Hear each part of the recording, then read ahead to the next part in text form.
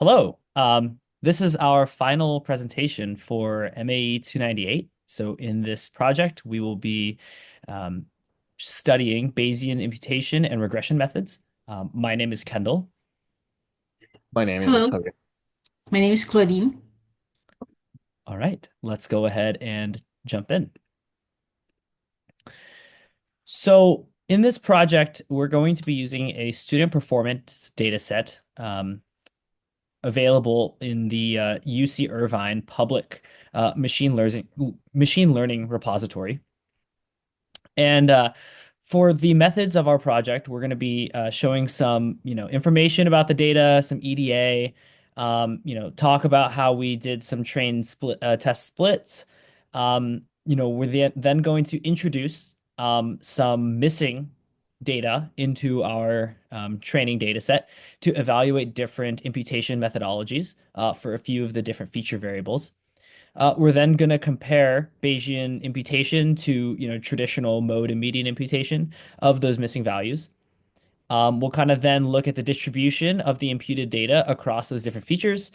And then after we've kind of evaluated different imputation methods, we're then going to compare different regression models using both the original data set as well as the imputed data sets, right? Kind of with the objective, a twofold objective. One, to identify, good imputation methods, right? If Bayesian imputation can provide an improvement beyond mode and median imputation. And then secondly, seeing if, Bayesian regression models or multi-level Bayesian regression models can provide an improvement upon traditional modeling approaches like OLS. So to talk about the data here, so this is student performance data from two Portuguese secondary schools. And specifically, we are looking at student performance in Portuguese language classes. So our features include demographic information such as school, parents' jobs, extracurricular activities, um, and others. There are 30 features in total, right? And the response is a final grade, which is continuous. And we split our data randomly into an 80-20 train test split. So we have 519 students in our training data set and 130 in our test data set.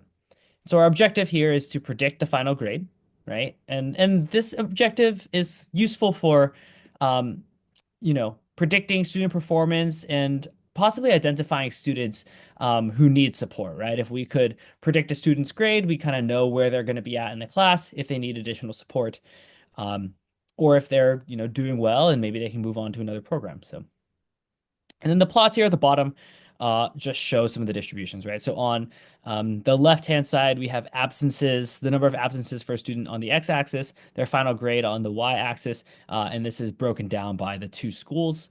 And then on the right-hand side, we just have the two overall distributions of grades across the two schools. And next, I will pass it to Claudine to talk more about the different imputation methods. For the Bayesian imputation method, we did the Bayesian imputation method in the train set.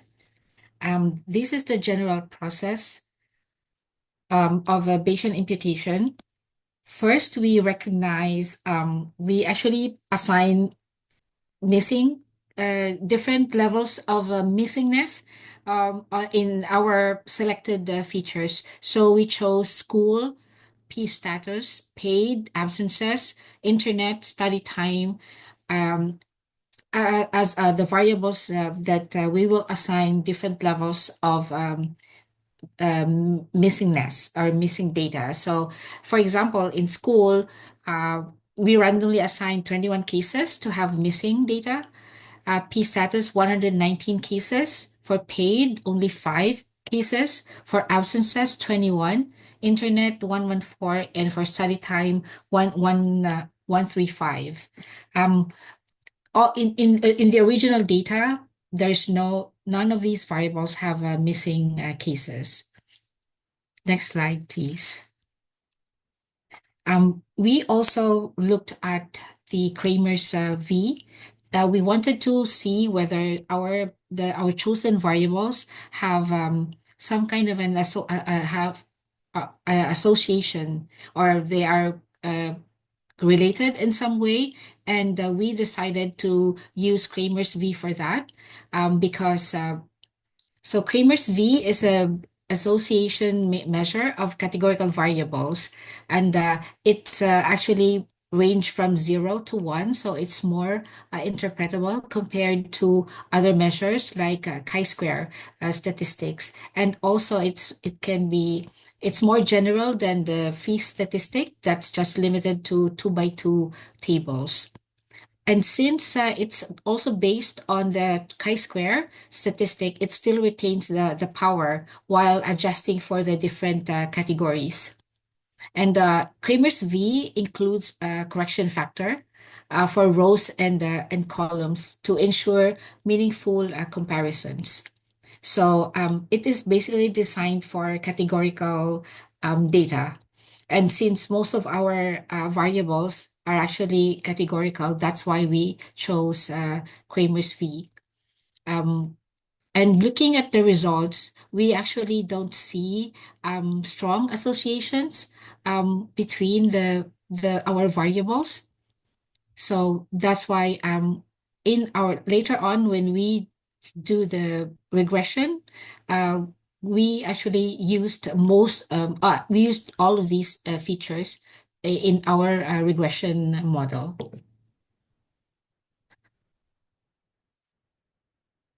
Next slide. So the process of Bayesian imputations are the following. First we assign the missing, right? We recognize that some variables have missing data, and then the next step is then to use priors to represent our beliefs. So we will assign prior distributions to the missing data based on what we believe before even looking at the data. So for example, in our binary variables, we have school, P status, paid, and internet. Our prior is the beta 1, 1, which is the uniform prior. So it means that we assume all probabilities are equally likely before seeing the data. And also after we define the prior, then we also define our likelihood to model the observations. So the likelihood function describes how observed data is generated. So if the variable is binary, it follows a Bernoulli distribution. If the variable is categorical, like study time, it follows a categorical distribution. And if the variable is count data, it follows negative binomial distribution. So we chose negative binomial distribution as compared to Poisson, because we assume that in terms of absences, some students have more absences, and some students don't have any absence. They're always present. So we have the variation of the data in absences. We might have a big variation. So that's why we chose the distribution negative binomial. Since study time is categorical, with the 4 levels, we model the probabilities of these categories using a Dirichlet prior, which is actually the conjugate prior of the categorical distribution. And the nice thing about this is that the sum will be equal to 1 for the Dirichlet prior. So assigning them as Dirichlet 1, 1, 1, 1, this is called the uniform Dirichlet prior.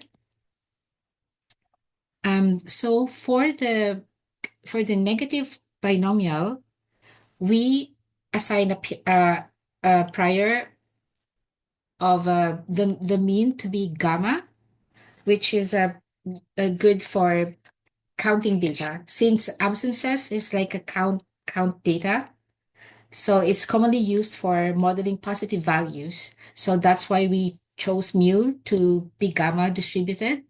And we also assign, we also assume that the phi, which is the standard, which is the this uh, uh, so we also assume phi, which is for the spread of the data, to be truncated normal, to make sure that the values would be positive.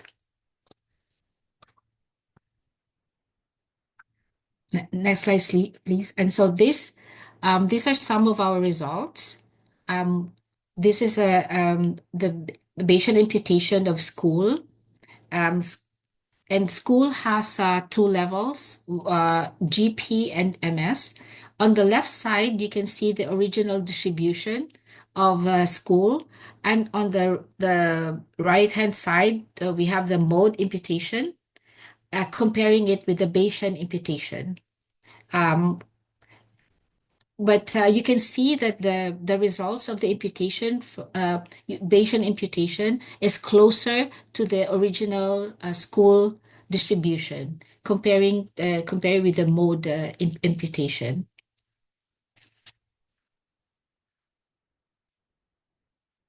Next slide, please.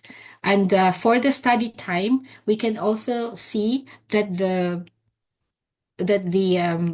Bayesian imputation again is closer to the original distribution of study time levels. So the mode imputation on the right hand side, not so close to the original, not so close compared to the Bayesian imputation. And for absences, we can actually see that the Bayesian imputation, again, is closer to the original school absences distribution, comparing it with the median imputation. So all in all, we found that the Bayesian imputation gives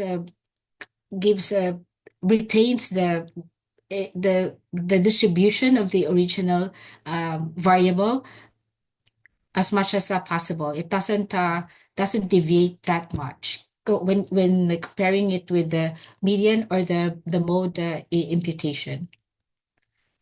So now Kendall will talk about the regression results. Yeah, so we took a few different single level regression approaches here. So first we looked at ordinary least squares, or OLS, ridge regression, as well as lasso regression.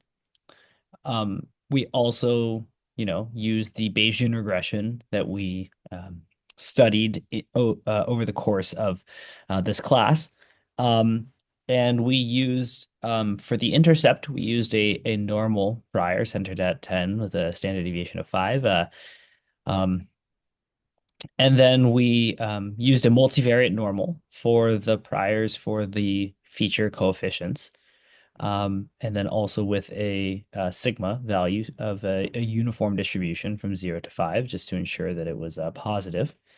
And then, below that shows the formulation of the posterior estimate of our model parameters. And then we also compared these to a nonlinear regression approach, the gradient boosted trees, or XGBoost regressor. And without going into too much technical detail, the XGBoost model is it's an ensemble of decision trees, which are trained sequentially, and intuitively, the algorithm iteratively adds trees to the ensemble, and it's kind of optimizing residuals from the previous iterations. And so, trees and depth, these are different hyperparameters for the model that can be tuned, and we do a little bit of that in our regression approaches. So to look at the single level regression results here, so just in terms of how we are reading this table, so we have 3 sets of different training data. So we have the baseline data, which is no imputation. So essentially, this is our 80% trained data without, exactly as it is, without any imputation, right? And then we train on that data and then evaluate model performance on the test data. The second set of columns is the mode median imputation, right? So this is the trained data with some data imputed with the mode and median, kind of as Claudine had discussed earlier, right? So using that as the trained data and then measuring the performance of the model on the same test data. And then thirdly, we have Bayesian imputation, which is again the train data where the missing data is imputed using the Bayesian approach. And then again, we evaluate the model performance on the test data. So uh, we kind of did this in two different types of flavors here. So we have the all features models, which is essentially taking all of the model features and using them without any, feature selection or feature reduction. And then we also have the subset here, which is taking a subset of models, which we studied a little bit more closely for our multi-level regression model, which we'll get to in a second. But to kind of look at these results here, kind of what we see actually is that the um, just standard OLS model um, is performing the best, right? If we're kind of looking here in this column or these two sets of columns with essentially the OLS model and the Bayesian linear regression model essentially looking identical, right? Which is expected, right? That Bayesian linear regression would converge to OLS, right? There's a slight difference depending on the randomness in the, MCMC process and maybe some of the priors, right? But it's essentially converging to the same solution. And then, some of the other models are a little bit weaker. If we look across the row, we then want to kind of evaluate the different imputation methods, right, and how those models compare to the baseline models. And what we can see actually is that the um, mode median imputation actually is performing a little bit better, equally, if not a little bit better, than the Bayesian imputation methods. So why might this be, right? Um, let's kind of dive into some model diagnosis here, right? So as we kind of stated earlier, regression, OLS and Bayesian regression are converging to the same solution, right? But what we're observing is that, you know, this was kind of a difficult task, right? So on the previous slide, all we reported was the um, test performance. But to also show the best train score, right? So this is the OLS model. The best train R2 score was only 0.397 compared to like a 0.323 on the test data, right? So there is possibly a little bit of overfitting going on, but even still, right, it's not like we are learning a great signal even at training time, right? And so, one note that's actually on the UCI public data repository is that in a description about the data set is that the target attribute G3, which is the final grade that we are modeling, it has a strong correlation with other attributes, G2 and G1. And these are other um, uh, grade responses in the data set, which we intentionally ignored because we felt like we cared the most about G3. Um, right. And so they say explicitly it's more difficult to predict G3 without G2 and G1, right? Because these are essentially progress reports and grades in terms of leading up to the final grade, right? And so we kind of knew this would be a difficult task, but we kind of wanted to challenge ourselves, right? And so if we look at the model itself a little bit, we can see in the predicted versus actual plots, right? We are capturing some trend, right? One thing is that we are some of these outliers, right? It's causing some skew in our model. Um, and you know, in the model usage sense, we might actually care about these students the most, right? These are the students with really, really low grades that might need some special attention. And so, a future direction could be to actually weight the models such at training time such that it places more importance on the students at the bottom of the distribution. But that's not something we got into in our project just due to some, kind of computational limitations. So, in looking at these plots and seeing the difficulty of the task, right, we try and address the question of, why does median imputation actually beat Bayesian imputation for these single level regression models? For one, we only imputed absences, really. Absences was the continuous variable that we had. Um, so because we didn't impute a ton of variables, right? We felt like the model is probably recovering some signal from some of the other variables. So that's why we don't see much of a distinction between the imputation methods, with a slight preference towards the median. Right. And the difference is slight. And because this is a difficult task, a median value prediction in the Y space is actually a pretty decent prediction, right? So it doesn't the model is not really penalized for making a median prediction. So if we imputed with median values in our X space, that would yield a median prediction in the Y space, and it that turns out to be an okay prediction. Um, maybe if we had a different uh, task where median predictions were penalized a little bit more heavily, we could have seen some more distinction. Um, but yeah, next I'll pass it off to Javier to talk a little bit more about the multi-level regression approaches we also evaluated. Thank you, Kendall. So now that we understand a little better the single level regression model that Kendall talked about and all of the background on that, let's go over the formulation of our multi-level Bayesian regression model. And so just to go over with the variables that we're looking at here, we define G3 as the final grade for our students. And this follows a normal distribution with mean mu sub I and residual standard deviation of sigma. The expected final grade, mu sub I, is modeled as a function of a global intercept beta sub 0. Student level predictors capital X sub I k, their corresponding fixed effect coefficients beta sub k, and a school level random effect of U sub j.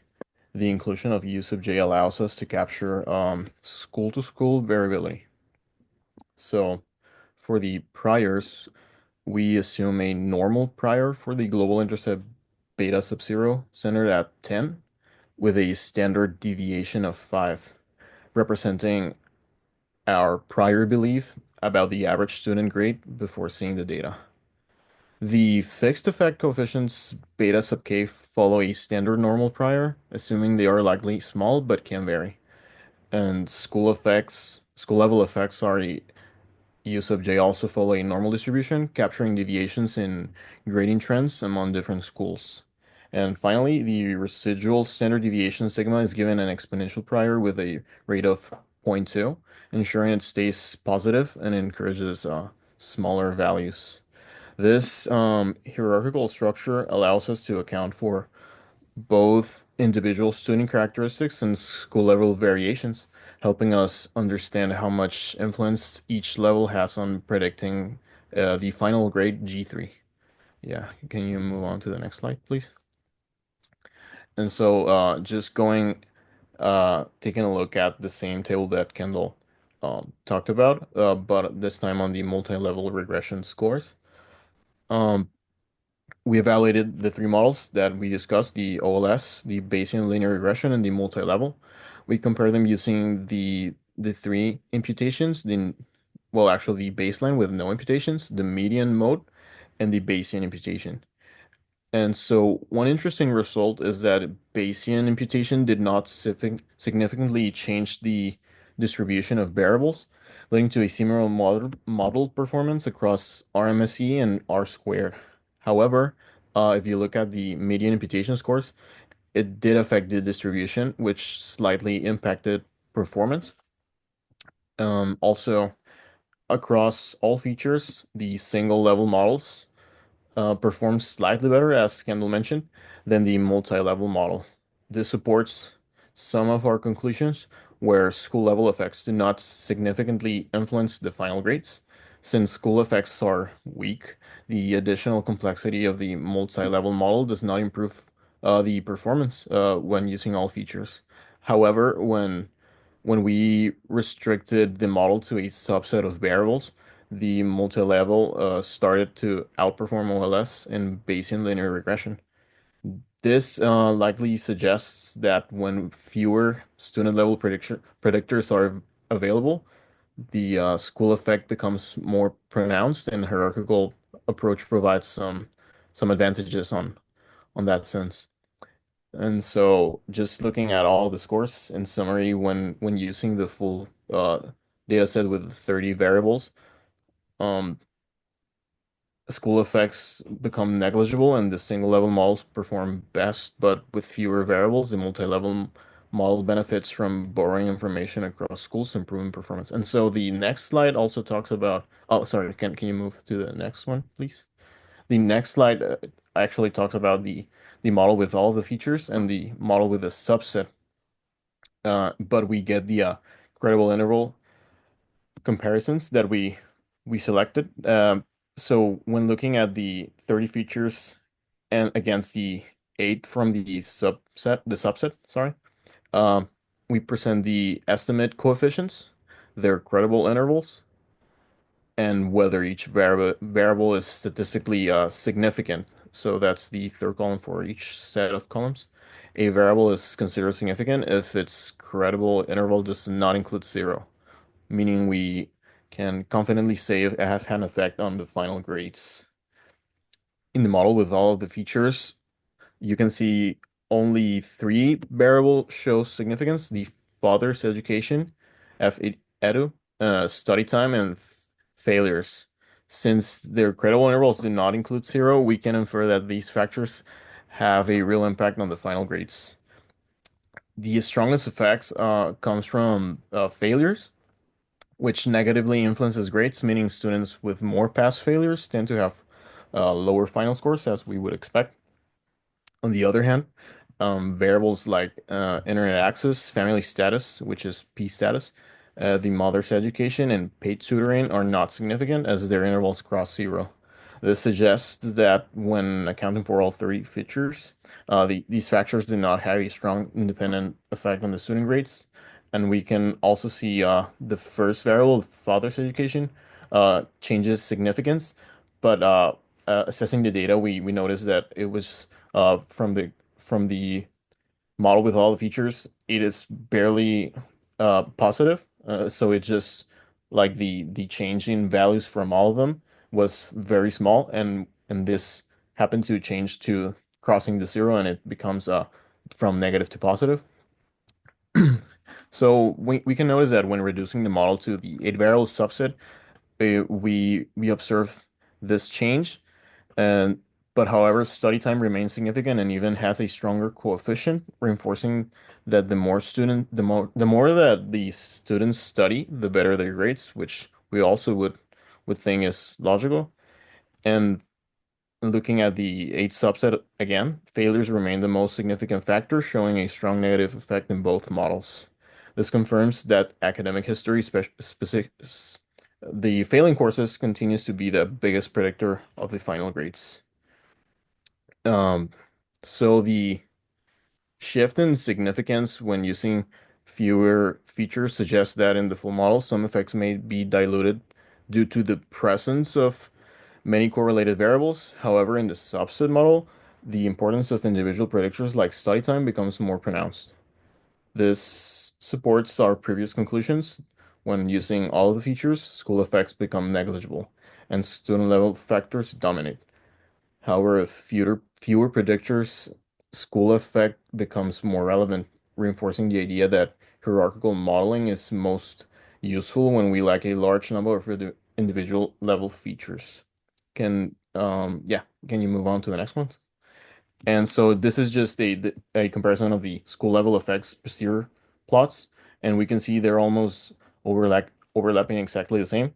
This is supporting our conclusion on for the multi-level, the school effects are not really significant because the model uh, kind of uses all of the other variables as the main influencing variables.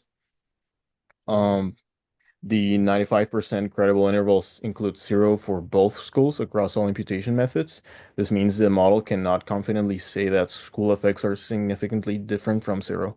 And under the posteriors, you can see the credible intervals for the three of them, which are the baseline with no imputation, the mode median imputation, and the Bayesian imputation.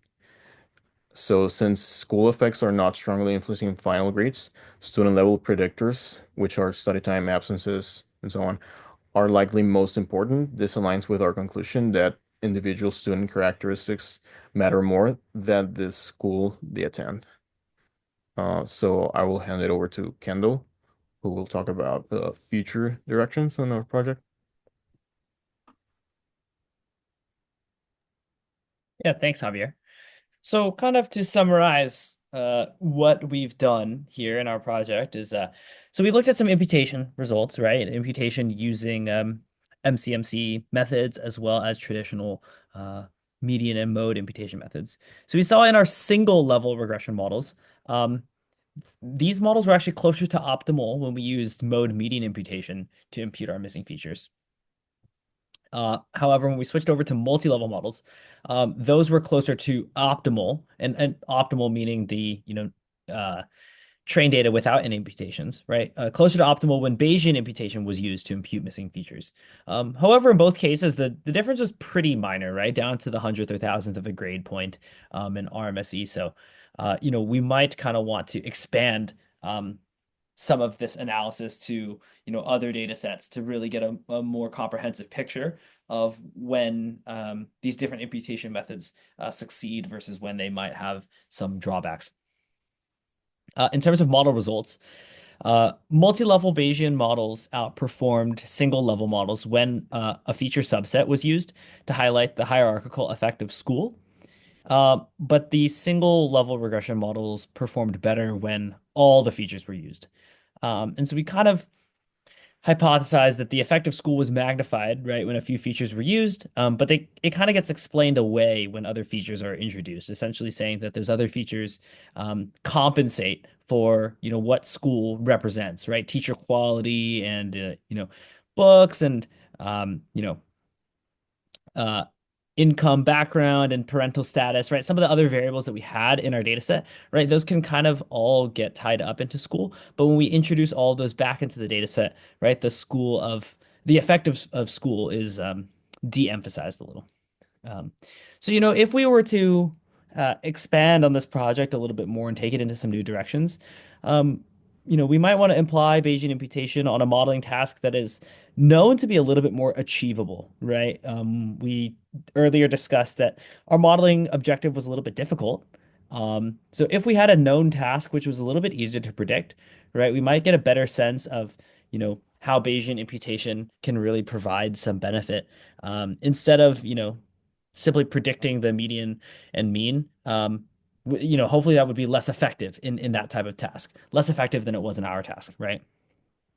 Another thing we might want to do is explore more rigorous feature selection to kind of better understand the context in which Bayesian imputation methods offer an improvement, right? Here we kind of uh, didn't do a whole lot of feature selection. We did some kind of careful selection based on some domain knowledge, right? Based off of just kind of intuition about schools and the factors that might affect them. But more algorithmic feature selection, right, might tell us even more about when Bayesian imputation can work or not work. But overall, this was a good kind of learning experience for exploring, Bayesian imputation methods, single level regression models, multi-level regression models, and kind of seeing some of the contexts in which one performs better than the other. And so with that, that concludes our presentation. In the remainder of the slides, we also have an appendix which talks a little bit more about the data as well as the code. Um, but thank you for listening. Bye. Bye. Thank you.